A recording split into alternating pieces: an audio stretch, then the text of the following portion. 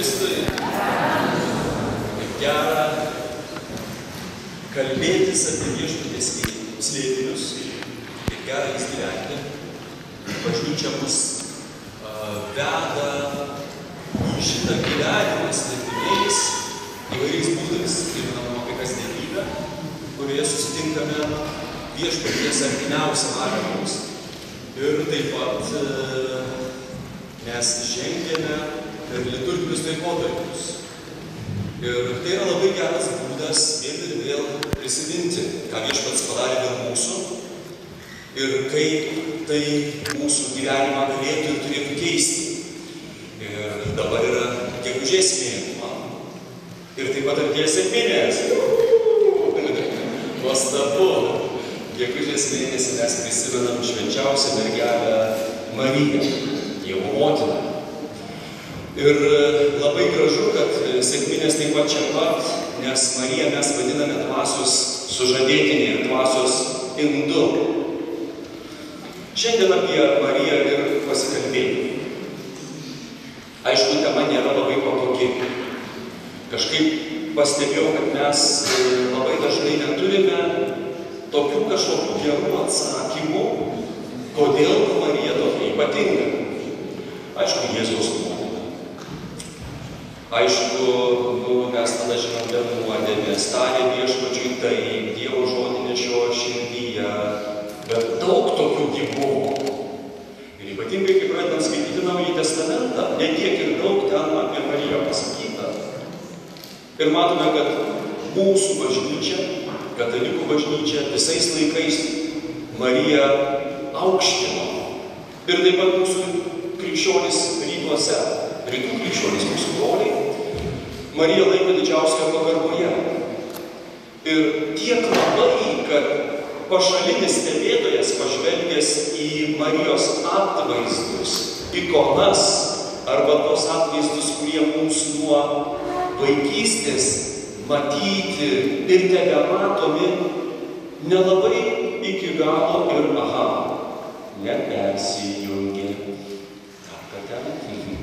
Nelabai iki galo ir suprastų, kuogi ta Marija skiriasi nuo Jėzaus.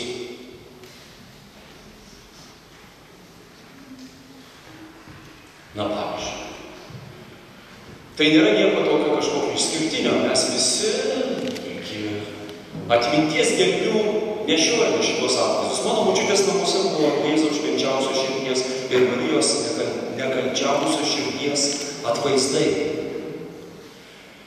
Ir iš tikrųjų, Marija panaši į tokią, kitą Jėzaus pusę, dar tu galėtum pasakyti. Kur čia daugiau švytėjimo? Kur čia daugiau šlovės, kuriame iš jų. Ir pašalinis stebėtojas galėtų sakyti, jie iš tikrųjų šitą moterį laiko deivę, Dievu moteriškoje giminėje. Ir skaitome teologų ištaras, čia viena iš jų, tokių, tai tik atspindi tai, kas dažnai teologijoje apie Mariją sakoma ir buvo sakyta, pabandykite įsiklausyti, kaip Dievo gimdytoja, Marija prakilnumu pranoksta visus kūrinius. Angelus ir žmonės. Nes kūrinio prakilnumas tuo didesnis, kuo jis arčiau Dievo. O iš visų kūrinių po Kristaus žmogiškosios prigimties, aišku, nes Jėzaus žmogystė yra sukurta. Tai yra toks kūrinys, kurio pranokti jau nieks negali prakilnumu, nes ta žmogystė suvieninta tiesiogiai su dievystė, Jėzui Kristui, bet po to jau Marija yra arčiausiai Dievo trejybėje. Ar gerai girdisi? Negaudžia? Nieko? Man atrodo irgi. Gerai. Ir štai, aišku, mes ir dar turim problemą mūsų lietuvių kalboje. Šiaip kalba neproblemiška, labai graži, labai turtinga, bet kai pradedame kalbėti apie bažnyčios terminologiją, ją reikia išversti į mūsų kalbą, imam ir pasigendam tarp žodžių. Pavyzdžiui, garbinti Dievą. Ir labai dažnai girdite taip pat garbinti šventosius arba garbinti Mariją. Iš tikrųjų, lotynų kalboje, kuria kalba mūsų bažnyčios teologija alsuoja, ir taip pat graikų kalboje, kuria formavosi pačios pirmos teologinės įžvalgos apie tikėjimo slėpinius, yra skirtingi žodžiai, jie turi skirtingą reikšmę. Yra tokia garbinimo rūšis latrija. Na, adoracija, sakytume. Adoruoti. Ši garbinimo rūšis teikiama vien Dievui. Adoruojame vien jį ir ne žmonės. Na, kitokios rūšies garbinimas žemesniais yra dulyja. Ir tas dulyja net nėra garbinimas. Tai yra tokia sekėjo susižavėjusi prielankumo būsena. Galbūt pripažinimas kažkokį tikrai aukštesnį. Tačiau tai nėra toks paprastas gerbimas, kaip aš gerbiu tave, tu gerbi mane, čia būtų toks respektus, ne? Anglų kalba turi tokį atitikmenį žodžiui dulyja. Veneration, veneracija lotynų kalboje. Žinom tokį žodį. Venera, meilės deivė. Tai tokia aistringa meilė rodoma prakilnesnė. Bet Marijai teikiama pagarba. Nėra nei latrija, nei dulyja. Kaip įdomu, yra dar viena rūšis - hiperdulyja. Žodį hiper mes gerai žinom, yra maksima, yra hipermaksima. Tai net nereikia jo aiškinti. Na, daug labiau dulyja, daug labiau ta šventiesiems teikiama pagarba. Ir šitos rūšies dėmesys yra unikalus, skirtas vien tik jai. Ir vėl keista. Man kaip katalikui, kalbantis su mano broliais protestantais, pavyzdžiui, reikia pasiaiškinti, kągi mes čia darome, kodėl mes tą moterį laikome tokią išskirtinę. Aišku, yra dar viena detalė. Šiaip jau Marija mums nelabai įdomi ir nelabai rūpi. Mums svarbiausia Dievo gyvastis, Dievo meilė. Ir ką ta meilė daro mūsų gyvenime. Ir mes keliam klausimą apie Mariją, norėdami suprasti visų pirma, kas nutinka su žmogumi, kuriame Dievas apsigyvena pilnai. Marija būtų pirmasis pavyzdys tokio žmogaus. Dievo žodis, visa tai, kas Dievas yra, suvienytas su žmogiška prigimtimi, joje apsigyveno ir buvo kaip reikiant. Ne šiaip truputį, ne šiaip besiskleidžiantis, bet pilnai visas. Aha, tada, kai žvelgiu į Mariją, man tampa aiškiau, kas laukia manęs, kas laukia tavęs, nes mumyse tas Dievo gyvenimas dar skleidžiasi. Marija tam tikrą prasme yra mūsų ateitis. Ir dėl to dar pabaigoje parodysiu, kad mes Mariją vadiname taip pat ir bažnyčios paveikslu, bažnyčios ikona. Marija rodo, kas su mumis vyksta ir kas su mumis nutiks. Teologija kalba, tikėjimo slėpiniai kalba ne vien žodžiais, bet ir vaizdiniais, atvaizdais. Ir ikonos yra geriausias to pavyzdys. Pamėginkime truputėlį čia įsiklausyti tas spalvas ir kas jo iš čia sakoma. Visų pirma, Marija yra mūsų sesė. Yra tokia kaip mes, tam tikrą prasme. Joje gyvena Dievo žodis, joje gyvena Kristus. Paulius sako apie save, jau ne aš, bet Kristus gyvena manyje. Tai šiuo požiūriu brolis ir sesuo, ta pati prigimtis, tas pats gyvenimas, tas pats likimas. Ir žiūrėkite, kaip įdomu. Štai raudona spalva ikonose simbolizuoja dievystę. Auksas, be abejo, imperatoriškas prakilnumas, švytėjimas, šlovė, tas dalykas, apie kurį Jėzus kalbėjo. Tėve, tą šlovę, kurią turiu pas tave nuo amžių, kurią tu man teiki, yra bendras dalykas tarp mūsų, va šitą šlovę jiems atiduoti. Čia yra visas mano misijos tikslas, siekinys. Tai Jėzus yra Dievas, dėl to jis vilki tuo imperatorišku raudonu paauksuotu drabužiu. Tačiau jis tapo žmogumi, jis apgaubtas tamsiai mėlynu arba žaliu, kaip vanduo mūsų žemiška gyvybė, arba žolė, arba medžiai žemiška gyvybė. Jo dieviška gyvybė apsigaubė mūsų žmogystę. Dievas tapo žmogumi. Ir, kaip šventasis Atanazas yra sakęs, Dievas tapo žmogumi tam, kad žmogus taptų Dievu. Jis turi omenyje, dėl to, kad Dievas apsivilko žmogystę, mes žmonės galime būti apgaubti jo dievystę, jo dievišką gyvastimi. Ir žiūrėkite, Marija yra tartum išvirkščioji pusė. Ji dėvi, čia gal kaip sunkiau matosi, bet mėlyną drabužį. Ji yra žmogus, kuris tampa sudievintas. Aš negrįšiu prie tos temos apie žiurkėną, žiurkėnas užmokintas, žmogus sudievintas, mes apie tai nemažai kalbėjom. Bet Marija mėlynų drabužių, ji apgaubta tuo dievišku raudoniu. Raudonas tapo tamsiu, dėl to tamsus tampa šviesiu. O joje yra tas, kuris, ir vėl žiūrėkite, ką sako spalvos, jis gaubiamas jos įsčiose.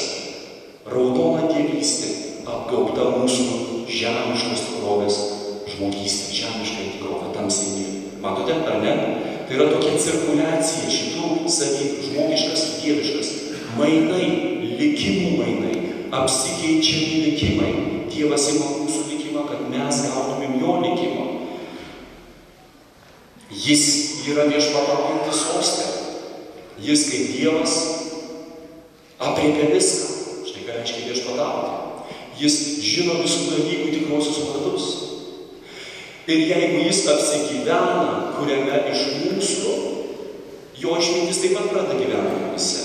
Ir mes keliame į sostą, Efeziečiam laiškas pradžia, jis mus išgelbėjo ir pasodino tėvo dešinėje, aukštybėse. Taip, mes keliaujam šitą žemę, bet mes jau esame dangaus piliečiai. Tas, kuriame gyvena sėdintysis soste, pats bus soste. Ir Jėzus tą sako savo mokiniams. Paulius kalba apie tai krikščionims, tikintiesiems, sako, jūs nesusitvarkot savo žemiškų reikalų, vaikščiojate po pasaulietinius teismus, negi jūs nežinote, kad laikų pabaigoje jūs teisite angelus.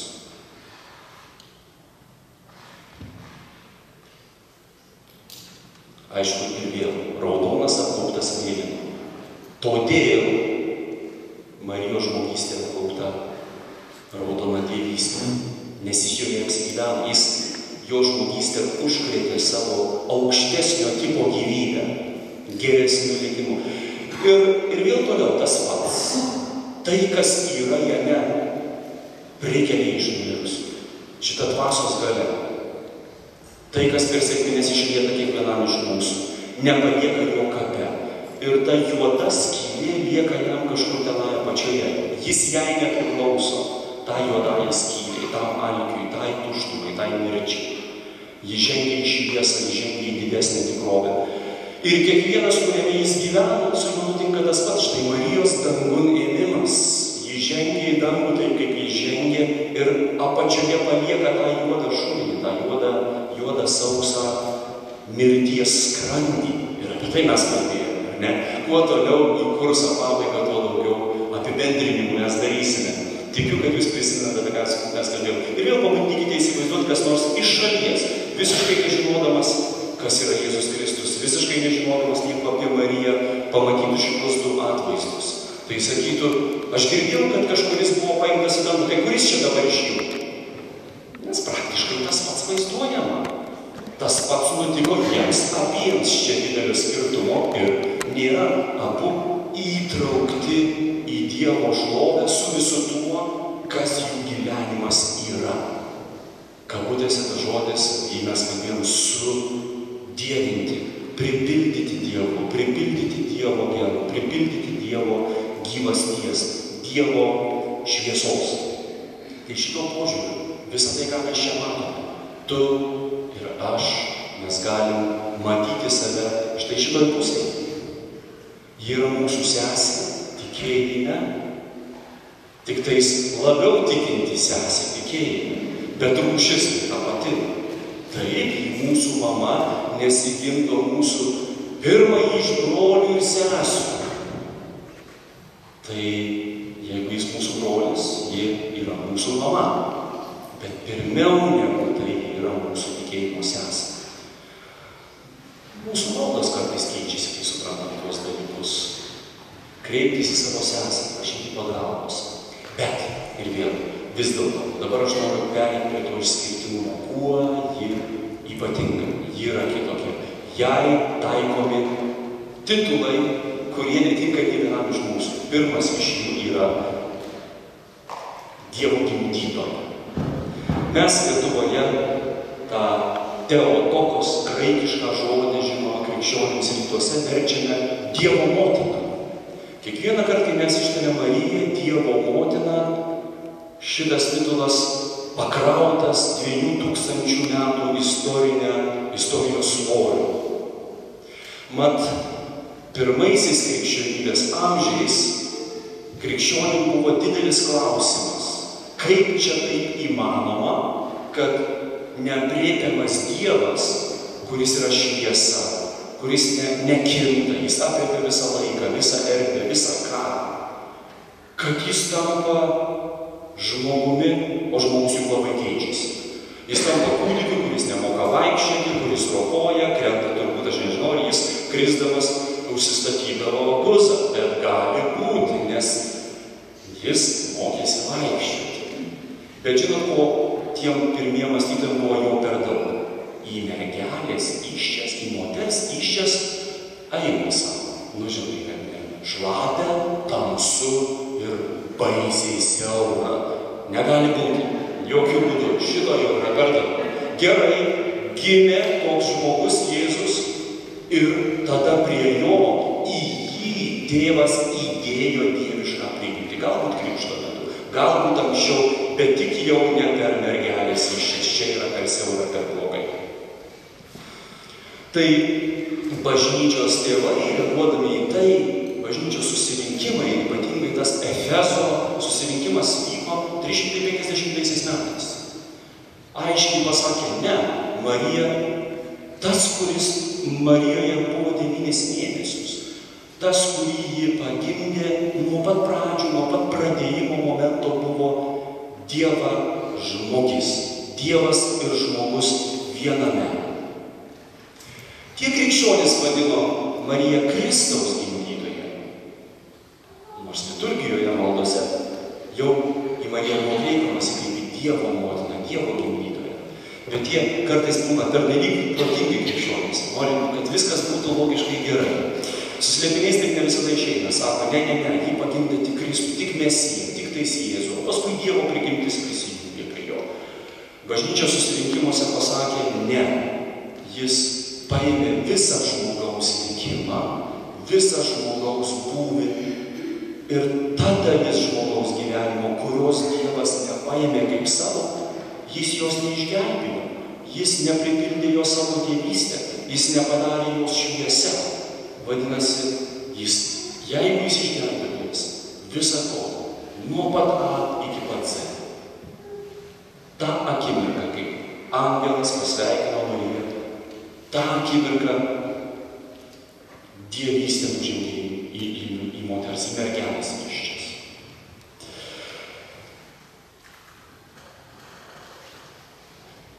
Dievo gimdytoja.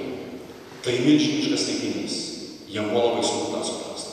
Bažnyčios tėvai nekartą klausė, sako, kaip yra įmanoma, kad mergelės įsčios, aš vis tik rodau, žinot, aš bandau įsijausti, aš nesu mergelė, neturiu iščių, neįsivaizduoju, kas tai galėtų būti, moteris geriau turbūt supranta, bet, kažkaip, atsiprašau už tą gestą, bet taip, žiūrėkit, jis yra joje, bet jis yra ne kas kita, kaip pats visatos rėmas, jis laiko visas daleles, jis laiko visą tą, kas egzistuoja, štai kodėl jis nuolat apsuptas žvaigždėto dangaus, tai yra galaktikos, tai yra miriadai Saulės sistemų, tai yra visa įmanoma materija, visos įmanomos šitos tikrovės konfiguracijos, jis laiko visą tą ir staiga šitame mažume, jis yra šitam naujam tabernakulyje, šitoj naujoj padangtėje, šitoje mergelėje. Kaip įmanoma, kad mergelės įsčios tapo platesnis už patį dangų, slėpinys, kvapą gniaužianti tikrovė.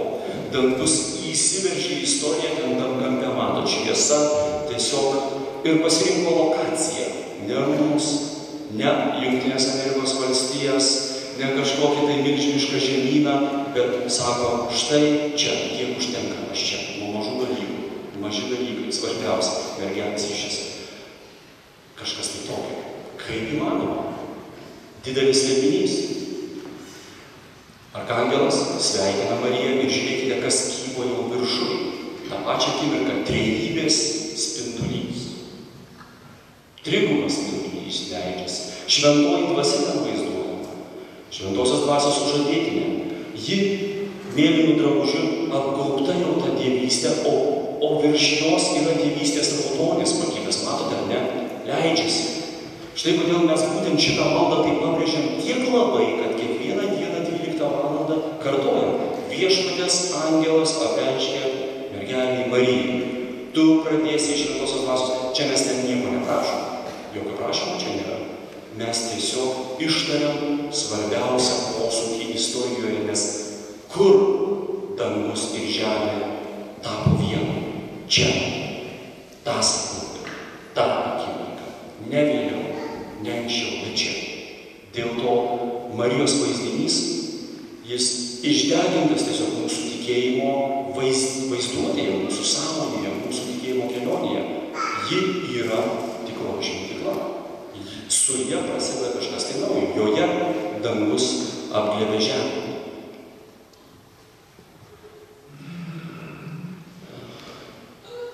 Ne vienas melsimės ar jau meldžiamės šį mėnesį mergelės Marijos litanijai. Ten labai rimtų dalykų apie Mariją pasakyti. Pavyzdžiui, Marija vadinama dangaus vartais. Kaip ir suprantama, ne? Ji tikrąja žodžio prasme yra vartai, pro kuriuos Dievo šlovė ateina. Ezechielio šventyklos vizija.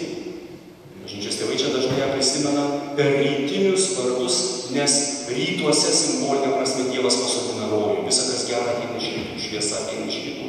Dievas pripildo visą ką savo šviesą. Pro Ezechielio šventyklos vartus įžengia Dievo šlovė. Marija yra tartum šitie šventyklos vartai. Pro jos vartus ateina geroji naujiena. Dievas ir žmogus viename. Mariją mes vadiname taip pat sandoros skrynę. Kas čia per titulas? Aišku, Jėzaus laikų žmonėm, žydam, labai buvo gerai žinoma, kas yra sandoros skrynia. Būtent virš sandoros skrynios tarp dviejų iš aukso lietų kerubų, tokių angeliškų galingų būtybių, jos ten buvo taip pat pavaizduotos, šventų švenčiausioje vietoje šventykloje buvo pats tirščiausias Dievo buvimas. Ta skrynia buvo laikoma Dievo pakoju. Ir be abejo, kai dangus apsigyvena mergelės įsčiose, ir vėl žiūrėkite tas kūdikis, ar ne tai, kas joje yra, laiko visą ką, vėl tas žvaigždėtas dangus. Tie kerubai persikelia nuo tos skrynios ir jau yra abipus jos, nes ji tampa naujuoju Dievo buvimo sostu, naująją sandoros skrynią. Ir abipus jos vaizduojami du kerubai, kokios spalvos? Raudona ir mėlyna, dievystė ir žmogystė. Taip pat laikų pabaiga, nes laikų pabaigoje, kaip Viešpats sako, mėnuo taps raudonas kaip kraujas, saulė aptens, tai naujas etapas, nauja epocha prasidėjo. Taip pat mergelę Mariją mes vadiname malonės sostu. Kas tas malonės sostas yra? Ir vėl tas pats dalykas, ta pati sandoros skrynia. Jei skaitote laišką žydams, tiem žmonėm, kurie lankydavosi šventykloje ir visas santykis su Dievu buvo pagrįstas tuo, kad šventykloje vyksta, autorius tame laiške sako, pati didžiausia sprogdinanti gerosios naujienos Jėzaus Kristaus galia yra ta, kad jis padarė mums lengvą prieėjimą prie malonės sosto. Per jį mes galim drąsiai su pasitikėjimu prie malonės sosto prieiti. Nes lygi tol malonės sostas buvo to švenčiausioj vietoj, šventykloje, ir ten tik vyriausias kunigas kartą per metus drebėdamas ir bijodamas eidavo. Nes Dievo buvimas buvo toks galingas, toks tirštas, kad jei prastai apsivalysi, jeigu nederi su tuo, prie kurio artiniesi, krenti negyvas. Tai tas Dievo tirščiausias buvimas yra mergelė. Ir prie mergelės nebaisu. Ir prie jo nebaisu. Ar iš tikrųjų? Čia susiduriam su problema. Nežinau, kiek iš jūsų mėgstate skaityti vakarais Senąjį testamentą prieš miegą, atsipalaidavimui. Ne visos knygos atsipalaidavimui tinka. Ten pasakojama šiurpių dalykų apie sandoros skrynią. 1 Samuelio knyga, 2 Samuelio knyga.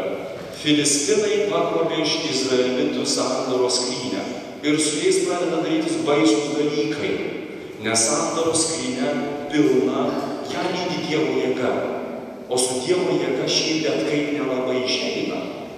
Tu turi būti adekvatus tai Dievo jėgai, jeigu jau taip nori drąsiai prie jos artintis. Tai vieną kartą tiesiog paima, atidaro ir pasižiūri, kas viduj. Bum, 50 000 negyvėlių. Aha, kaip koks Černobylis, sakykime. Bet atvirkščioji pusė čia yra Černobylio blogas dalykas žudo. O čia tai, kas per gerą, skrandis per siauras, suvalgyti tokią didelę malonę. Pasižiūri, ten Dievo gyvasties sankaupa. Prašom, būk, o šiaudėlis. Dievo ugnis praeina. Negali ištverti tokio tiršto Dievo buvimo. Ten toks Uza buvo. Labai rūpinosi, kad sandoros skrynia nenukristų, kai ją izraelitai gabeno atgal. Ir šalia, jau jinai ten kažkaip svyra, jis paėmė, prisivetė kažkaip daug negalvodamas, ar ne? Blinkšt, krenta negyvas. Kaip 2:20. Kaip srovės smūgis. Ir vėl, ne pirmą kartą miniu, man tai primena, ką apaštalas Paulius apie Eucharistiją sako kartais. Sako, žiūrėk, kaip prisidedi prie šito dalyko, nes jeigu neįstirdamas prisidėsi, gali susirgti ir numirti. Galios sankaupa, Dievo dangus sukoncentruotas kapsulėje. Čia yra nejuokinga. Ir tie, kurie tą suprasdavo, jie mėgindavo apeiti per gerą atstumą, kad neprisikviestų. Nu ką gali žinoti? Žinai, pasiruošti pirmą reikia. Reikia išpažinti atlikti prieš švenčiausią priimant. Reikia ruošti sielą. Tai yra galios dalykai. Tai yra Dievo meilė yra tokia gera, kad mus ne iki galo gerus gali ir supurtyti.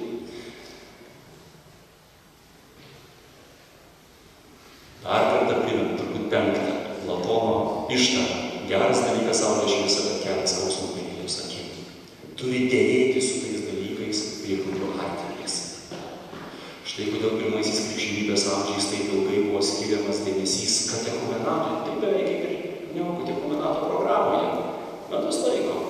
Instrukcijos, maldos, ruošti sielą, padaryti tai, kad tai, kas gydantis, tas geras Dievo gyvasties dalykas, iš tikrųjų būtų gydantis ir geras. Ir šitą ikoną rodau jums ir rodau, nes jie pagrįsta visą slėpinių sampratą. Kai mes suprantame, kas čia vyksta, mes suprantame visas dogmas, visus slėpinius, visą tai, ką bažnyčia kalba apie mūsų ryšį su Dievu. Štai ta saulė, į kurią taip sunku pažvelgti, yra Kristus.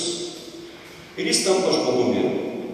Jis susiveda Joną Petrą Jokūbą ant kalno ir truputėlį parodo daugiau, kas jis iš tikrųjų yra. Ir jiem nelabai gaunasi būti jo akivaizdu. Jie sugriūva. Tartum būtų padėta sandoros skrynia. Tartum būtų įžengę iš šventų švenčiausią vietą nepasirengę. Smūgis. Saulės smūgis yra toks dalykas. Saulė geras dalykas, bet saulės smūgis nelabai. Tai matant tai ir tai suprantant, žiūrėkite, koks baisusis pagrindinis klausimas. Kaip yra įmanoma, kad ta mergelė šitą dalyką talpino savyje? Ten 50 000 krenta negyvėlių. Čia viena mergelė turi savyje šitą atominę jėgą. Plius. mes irgi turim savyje tą atominę jėgą.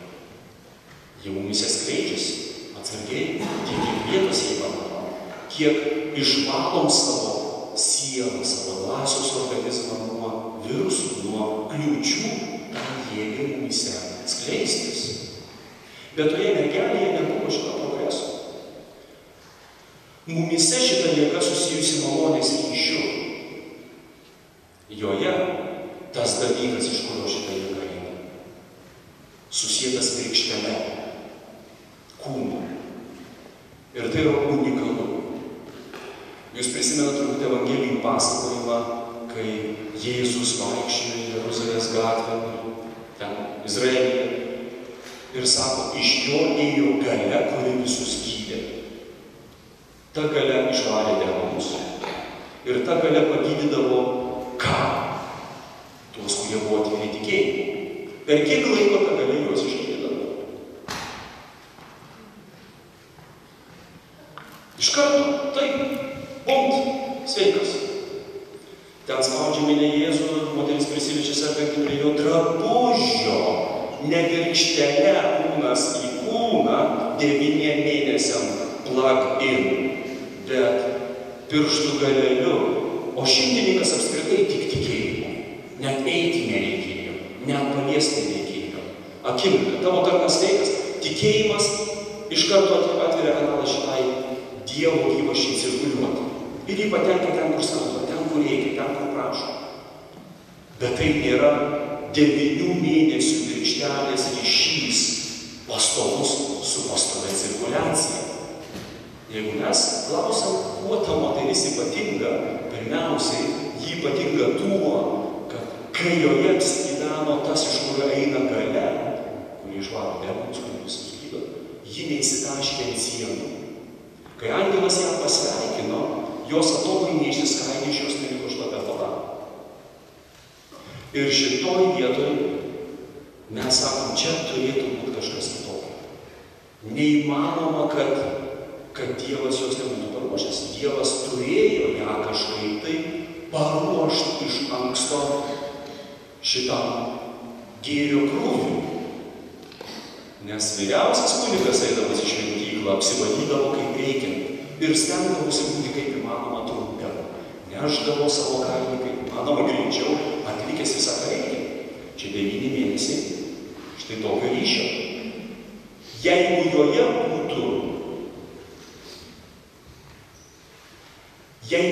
būtų buvę bent kažkas, kas konfliktuoja su dangum, angelui būtų nepavykę net ir pasakyti L raidės iš labą dieną. Baigta. Jei šis nėštumas būtų baigęsis labai blogai, jeigu joje būtų kažkoks tai mechanizmas, kurį mes vadinam nuodėme, neatitikimas dangui, priešinimasis dangui, konfliktas su dangu. Ir mes sakom, žinot, šiaip jau sunku apie tai kalbėti. Pabandykit Lietuvos ryto žurnalistui papasakoti, kad Marija buvo apvalyta nuo gimtosios nuodėmės. Pamatysit, kodėl nepatogiai šitą tiesą. Geriau būtų jos neturėti, geriau būtų apie tai patylėti. Bet mes sakom, palauk, jeigu mes tikim tuo, ką raštas sako apie Jėzų Kristų, neįmanoma, kad Dievas jos neparengė. Dievas turėjo ją parengti šitą misiją. Įdomiausia yra tai, kad tą tikime ne vien katalikai ir ortodoksai. Pavyzdžiui, Liuteris, mes taip įsitikinę, kad jis labai mažai dėmesio skyrė mergelę Mariją, jam buvo labai įdomu tas pats klausimas, kaip tai manoma. Tai jis nesakė, kad Dievas jam nuo gimimo valė nuo nuodėmės. tą sako mes, katalikai, ortodoksai tą tiki, nors neturi tokios konkrečios dogmos, bet kalba apie Mariją kaip nekalčiausią. Tai ne, bet Liuteris sako, kai joje apsigyveno Kristus, iš karto joje jokios nuodėmės negali būti. Ji buvo nemokamas. Kitaip, jai nebūtų pavykę turėti Kristų savyje ir būti su juo susijusiai virkštelės ryšys 9 mėnesius. Kas yra virkštelės ryšys, aš nežinau iš tikrųjų. Nei iš patirties, nei iš mokslinių duomenų. Bet aš įsivaizduoju, kad vyksta kažkoks pasikeitimas duomenimis, ar ne? Ir kai mes tą žinom, tai pirmiausia, aišku, įdomu, motina teikia kažką tai kūdikiui, be jokios abejonės. Jei su motinos organizmu kažkas netvarkoja, ten yra kažkoks imunitetas, kuris apsaugo kūdikį, bet iki tam tikros ribos. Atkreipkite dėmesį, kokie reikšmingi tie atvaizdai, kur mergelė Marija maitina krūtimi kūdikėlį Jėzų, dievažmogį, tą Dievą, kuris tapo žmogumi, jis priima iš žemės dukros duomenis. Mes vis daugiau dabar žinome, koks ypatingas yra šitas veiksmas. Pavyzdžiui, iš kur moteriai žino, ką jį maitina? Sūnų ar dukrą, pasirodo, pieno sudėtis pradeda skirtis. Yra slėpiniai, yra įdomus dalykai, yra giluminis ryšys. Ir Viešpats buvo jos rankų, Viešpats priėmė šitą informaciją iš jos. Mes galim bandyti įsivaizduoti, kaip atrodė Jėzus Kristus. Be abejo, jis turėjo būti panašus į mamą. Nes tėtis danguje, jis panašus į tėtį danguje, bet tai nelabai matosi mums šito akimu. Bet jis panašus į mamą, arba į dėduką, arba į močiutę. Ir turbūt jis bėgdavo ten tarp giminaičių, kai žiūrėdavo, sakydavo, nu vat grinai, kai Ona turbūt sakydavo, kai tu buvai mažytė, Marija, ar ne? Tai vat lygiai taip su tuo vandeniu žaisdavai. Kaip dabar mano Teresėlė nežaidžia, tai mano mama man prieina ir sako, lygiai taip pat, kai buvai mažas, kai nusijuoki visai tas pats garsas, daiktas nukrenta ir sakydavai, bum! Kaip nukrenta, bum! Mes galim įsivaizduoti, kokį temperamentą Jėzus turėjo. Nu, turbūt ten buvo tokie poelgiai, kurie buvo labai panašus į Marijos. Jo veidas, jo išvaizda. Mes gyvendami matome, kiek daug yra mumise mūsų tėčio žmogaus. Vis labiau ir labiau, ar ne? Kita vertus, turėjo būti ir kita komunikacija. Tas, kuriame yra dangus, jis tada nuteikė ją. Tai dabar taip paprastai pagalvojant, mes katalikai tikime tikėjimo tiesų tokį rinkinį apie Mariją. Pavyzdžiui, kad ne visos tos tiesos yra tobulos, ne visos tos tiesos yra tokios, privaloma 100% tikėti, bet mes tą sakome apie Mariją.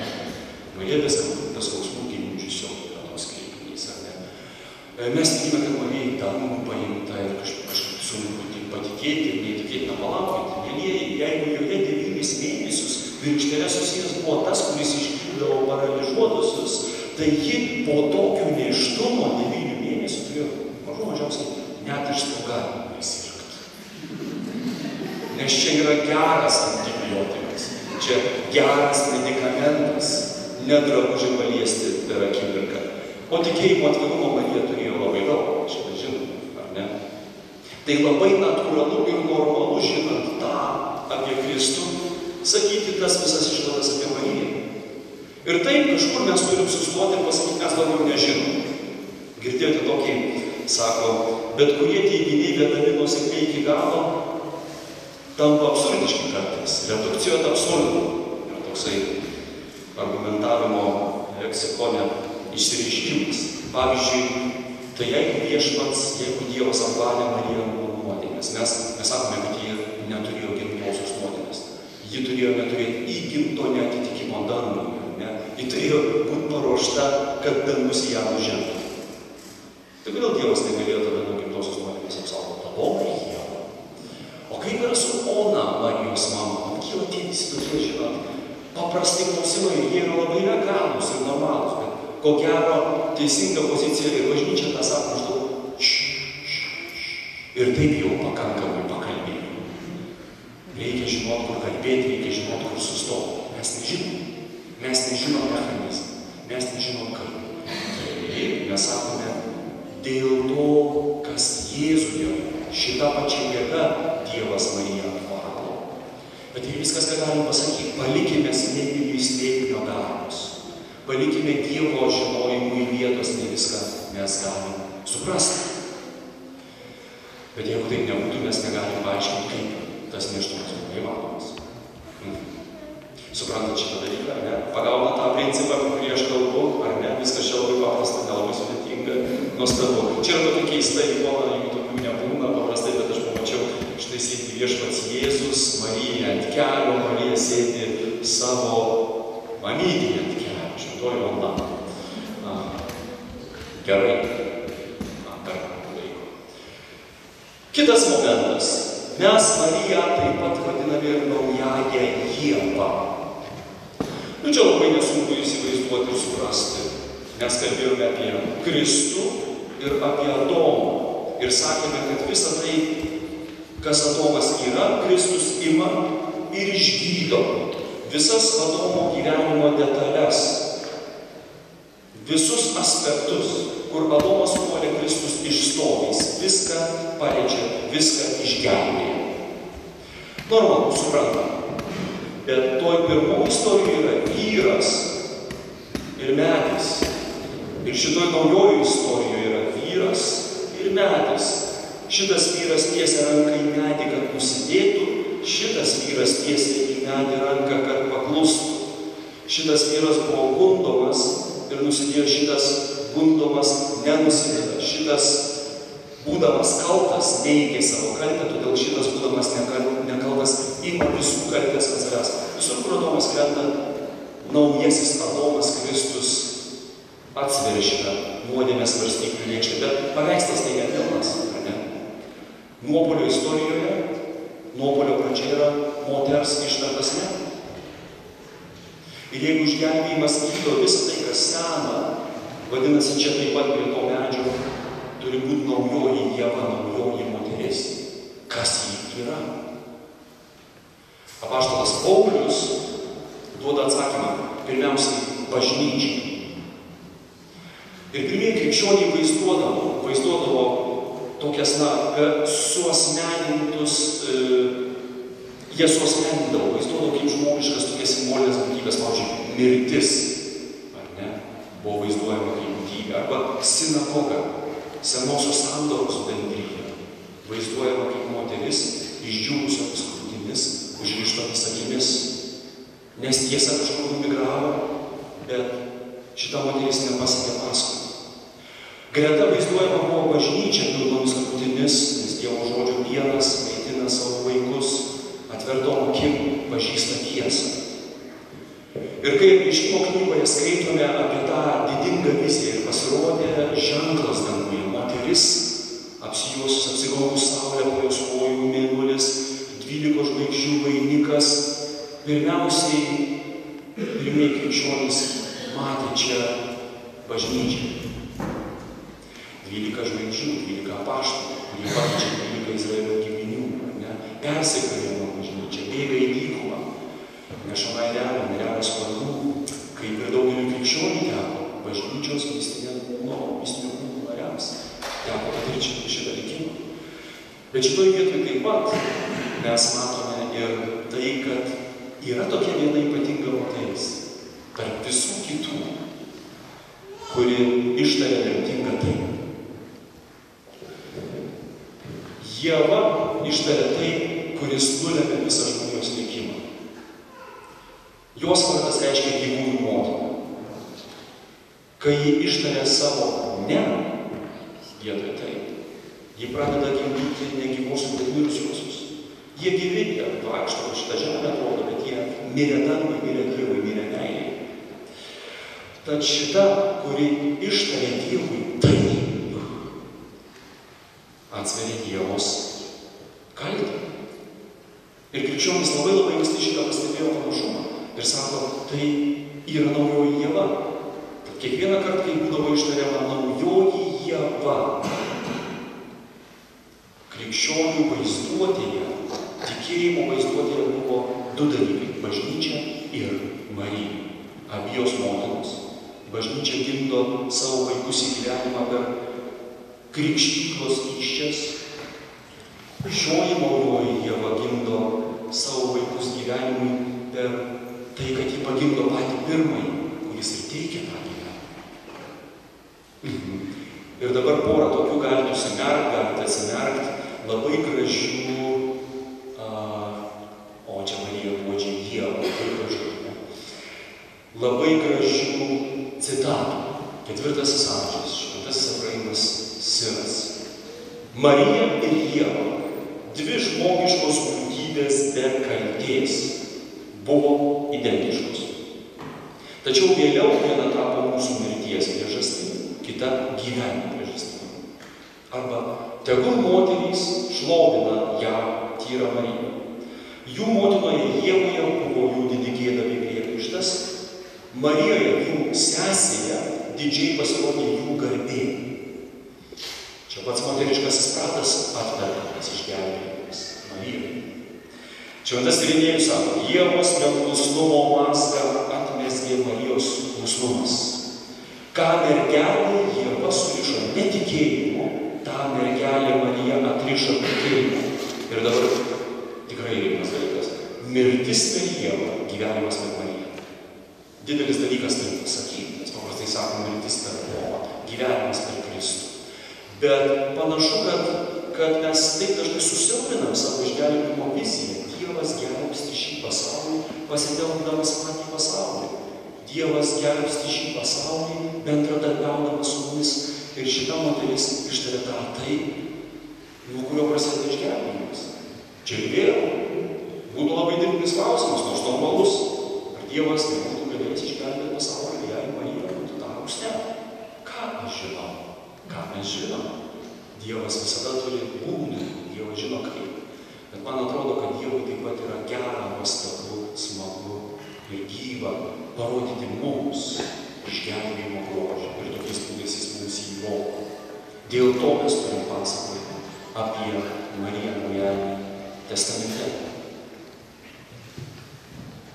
Kaip gyvenat, kaip jūs jaučiatės, ar viskas gerai? Važiuojame? Taigi, Marija bažnyčios kontekstas. Marija bažnyčios ikona. Čia labai paprasta. Sename Testamente apskritai galima pranašauti įvairiais būdais. Galima pranašauti kalbant, galima pranašauti darant. Štai Ozėjas veda paleistuvę ir pats jo veiksmas rodo Dievo tautos situaciją. Dievo sužadėtinė tauta paleistuvauja su stabais, su kitais dievais. Ozėjui nereikia kalbėti, kad tą parodyti jo veiksmas, jo gyvenimas jau yra pranašystė. Ir taip panašiai, pavyzdžiui, sakoma apie Ezechielį pranašą. Visą tai, ką darė Ezechielis, jūs darysite. Jam nereikėjo kalbėti. Tai, ką jis darė, jau buvo pranašystė. Panašiai, Mariją mes galime laikyti pranašystę apie bažnyčią. Visur, kur Marija yra, mes būsime arba esame. Marija nešioja Dievo žodį savo širdyje ir mes nešiojame Dievo žodį savo širdyje. Marija darė taip Dievui, mes darėme taip Dievui. Marija buvo aukštutinėme kambaryje, labai svarbus dalykas. Visur vaizduojama tarp apaštalų Dievo motina, ji ten yra. Tame dvasios aplankime, dvasios pripildime, kai ta ugnis leidžiasi ir kepa tą bažnyčios duoną, juk čia susirinkę būsimosios bažnyčios eucharistiniai grūdai. Ir kepama bažnyčia, smilkoma bažnyčia, it kvapas, ugnis leidžiasi. Marija visur ten yra. Ir mes aukštutinėme kambaryje kartu su Marija. Tad gera kontempliuoti Marijos gyvenimą, Marija stovi po kryžių, ar ne? Mes taip pat pašaukti stovėti po kryžių. Ir taip toliau ir panašiai. Kiekviena detalė Marijos gyvenime, ji kalba apie tai, į ką mes esame pašaukti ir kokia yra mūsų tikėjimo kelionė, kur bažnyčia bus. Tai po viso to, ką aš čia pasakiau, darosi truputėlį aiškiau kai kurios tikėjimo formuluotės, tikėjimo teiginiai apie Mariją. Ji nekaltai ji pradėta be gimtosios nuodėmės, ji neturi neatitikimo darbų. Ieva sprendė tyra mergelė, būdama šitą sprendžia, būdama tyra mergelė. Joje gyveno 9 mėnesius tas, kuris negali būti greta nuodėmės. Vadinasi, Marija neturi šitos nuodėmės. Marija vadinama bendra atpirkėja. Čia yra irgi aštru. Koredentrix. Mes žinome, kad yra tik vienas išgelbėtojas, tik vienas gelbėtojas Jėzus Kristus. Bet jeigu šitą mergelė sako taip, kaip Dieva sakė ne, tai kurio labiau nuodėmė ten buvo to Marijos? Kieno labiau išgelbėjimas, aišku, Jėzaus Kristaus, bet ji dalyvauja tame.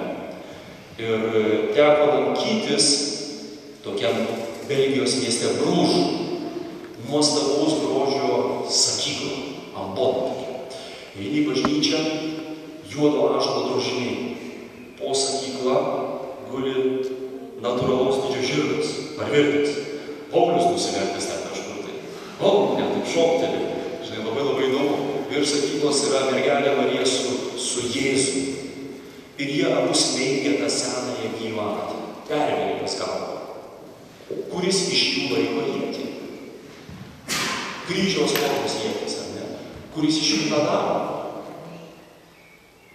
Man atrodo, kad abu. Jie laiko ją abu, tai yra bendras veiksmas, kaip dažnai mano dukrytė, kai jai reikia daryti kažką, kai paklostų tą katiną, paskui ima mane už rankos ir dabar kartu, tempia žemyn, kažkaip tai. Tai Dievas įtraukė ją į tą išgelbėjimo planą, į tą išgelbėjimo veiksmą ir taip ji yra bendra atpirkėja. Tam tikrą prasme, žiūrėkite, ir vėl nes apsukė ratą grįžtant prie to, kas buvo pradžioje. Mes irgi esame bendra atpirkėjai. Kai tu skelbi Evangeliją savo kaimynui, kai tu darai gailestingumo darbą mažiausiam broliui, tai Dievo Evangelijos šviesa paliečia tą žmogų. Tu esi tarpininkas tarp Dievo ir žmogaus, šią prasme. Nes tu atneši Kristų. Tu esi bendra atpirkėjas. Aišku, kad ne iš tavęs išgelbėjimas kyla, bet tu esi nešėjas. Tu esi Kristaus nešiotojas. Kristoforas toks, ar ne? Nieko baisaus pavadinti Mariją bendra atpirkėja, jeigu jau ji iš tikrųjų tikrąją žodžio prasme tapo tuo sostu, ant kurio kelių sėdėjo šitas išgelbėjimas. Šitas ugnis ir ledas viename dangus ir žemė viename. Mes taip pat tikime, kad pabaigusi šios žemės kelionę, Marija buvo paimta į dangus kūną. Tai nėra taip labai neįtikėtina, kaip gali iš pirmo žvilgsnio atrodyti.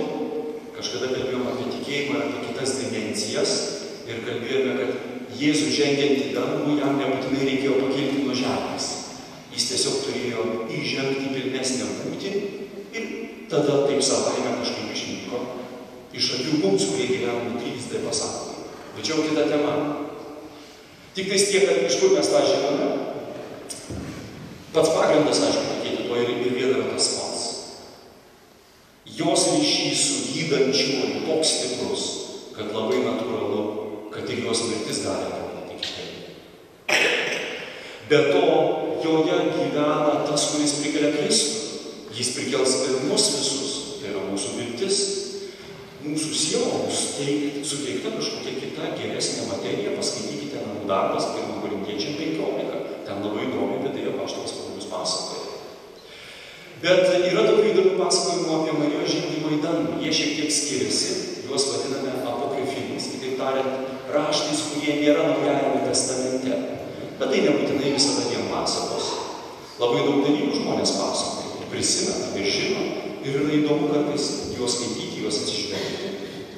Ir ten pasakojama apie tai, kad atėjus laikui Marijai iškeliauti šio pasaulio. Dvasia informavo apaštalus, kad tai nutiks, jie susirinko į vieną vietą ir tada pasakojimai šiek tiek skiriasi. Bet juose visuose Marija miršta, ji pabaigė savo žemės kelionę. Ji yra palaidojama.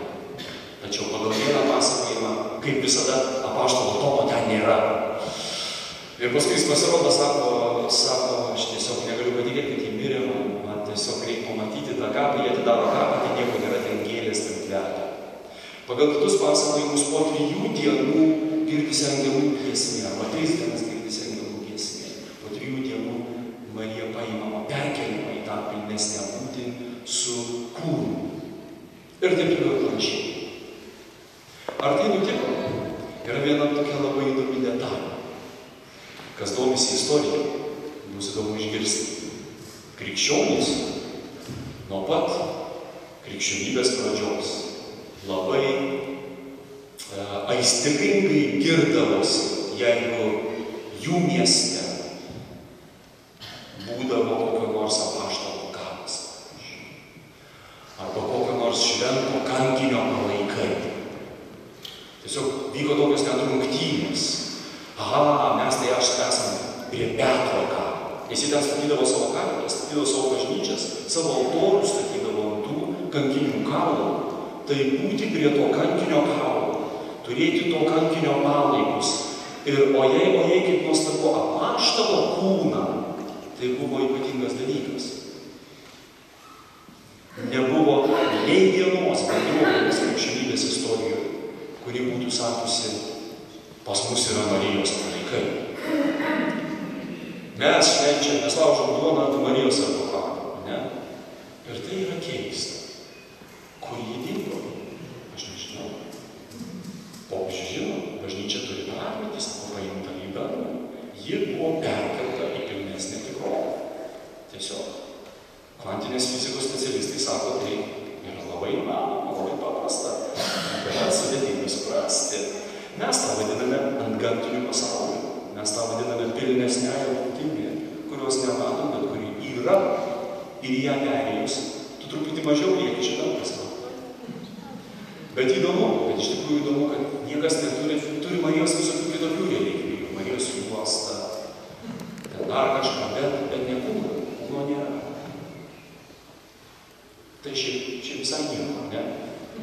Na, o ikonose Marija vaizduoja, taip mes katalikai galim tikėti abu dalykus, kad ji buvo paimta į dangų tiesiog be mirties, ar kad ji mirė ir buvo paimta į dangų. Bažnyčia neapibrėžia tokių dalykų, slėpinių smulkinimų.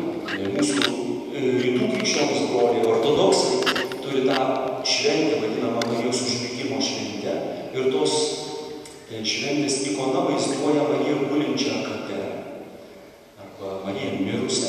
Greta stovi Viešpats ir laiko ant rankų Marijos sielą. Nes tas 3 dienas, pagal seną krikščionišką tikėjimą, 3 dienos kūnas pašarvotas, siela ten kažkur tai keliauja. Toliau yra 4 savaitės į metą, mes turime keturnedėlį ir metinis. Tai yra senos tradicijos.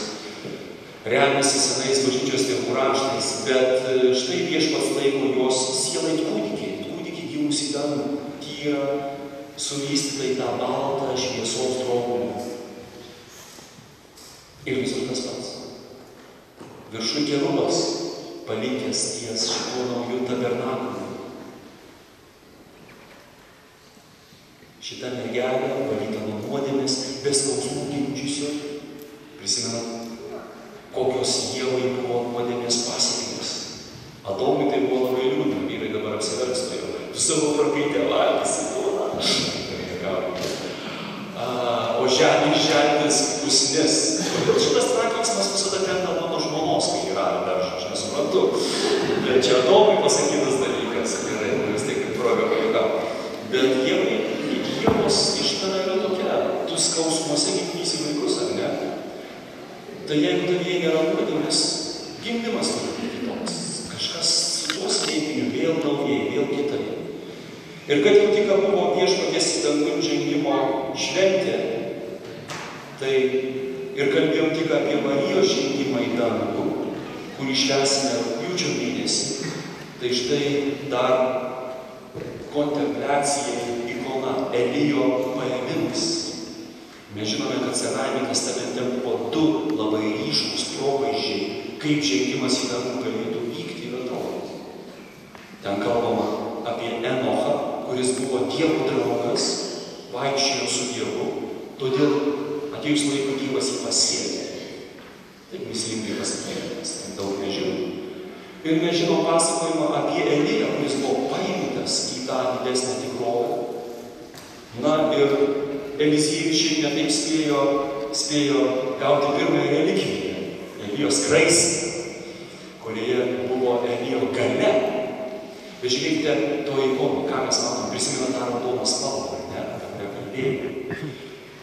Ir amžinybės simbolis, apskritimas, jis neturi pradžios, jis neturi pabaigos, alfa ir omega suprantama, visa yra viename. Jis įtrauktas tam aukso spindėjime į tą raudonį, į tą dievystę, į tai, kas Dievas yra, į Dievo artumą. Nes jame nėra konflikto. Dangų. Jis traukiamas į dangų. Dangus yra milžiniška magnetinė jėga. Kai mūsų visata dar atrodė kaip kažkokios pagrindinės statybinės visatos dalelės, dar ko nematomi dalykai, Žinot, kas nutiko? Ta visada ėmė plėstis, todėl kad ją traukė dangus. Visatos tikslas yra dangus. Visatos tikslas yra patekti į Dievą ir būti pripildytai Dievu. Ir tai vyksta. Tai vyksta su mumis, todėl mes čia esame. Ir tai įvyko su Eliju, tai įvyko su Marija. Ir Jėzus Kristus parodė, kas tai yra, savo prisikėlimu, savo žengimu į dangų. Štai kaip tai atrodo. Ugniniai žirgai, ne? Bet vėl tas raudonis. Ir vėl ta amžinybė. Ir staiga gerai įsižiūrėta, ne? Buvo. Viešpaties gimimas. Kur tas raudonis atsidavė? Į ką panirusi Marija? Tas pats dalykas, kurį mes matėm, įtraukiant Eliją, jis yra čia. Mes atpažįstam, sakom, tai štai kas tam buvo, štai kas Elijui nutiko. Aha, šita dievystė, šitas atominis Dievo dangus, toks galingas, mergelė ir mergelė jame, štai kodėl jos mėlynas žmogiškumas apvelkamas nuo raudonų dvasios ugnies raudonų, gyvas stebim dievystė. Prie tos juodos skylės, prie mūsų mirties. Nes galiausiai tai yra jo raudonis, galiausiai tai yra jo dieviškoji gyvybė, kuri cirkuliuoja, kuri atiduota, kuri dovanota, dovanai. Ir žvelgdami į Mariją matom pirmąjį aušrinę žvaigždę, ne, rytinę žvaigždę. Žvaigždė pateka danguje, žinome, kad rytas ateina, dar nėra čia, bet jau bus. Marija pasirodo pilna Dievo ir iš jos gimsta tas, kuris yra mūsų teisumo sąvoka.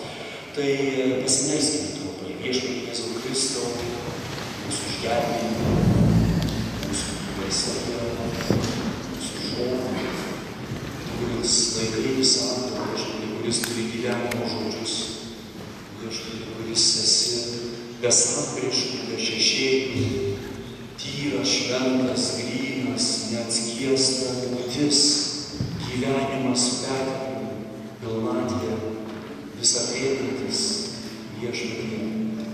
Ačiū tau, kad priėmei tą savo raudonį ir mūsų tamsą. Ačiū tau, kad paėmei tai, kas mums trapiausia. Ačiū viešpatie, kad neaplinkiai to pradėjimo. Ačiū, kad neaplinkiai įščių. Ačiū, kad neaplinkiai to šilto, tamsaus siaurumo viešpatie, nes tai mūsų, nes tai mūsų gyvenimas, nes tai, kas mes esame, kiekvieną kartą gimti iš naujo, kiekvieną kartą vis labiau. Ir viešpatie nuo pat pradžių tą paėmė ir padarai tai savųjų dalykų, padarai tai savųjų gyvenimų. Ir toks kaip mes dabar, visiškai savas, visų kuo panašus į mus.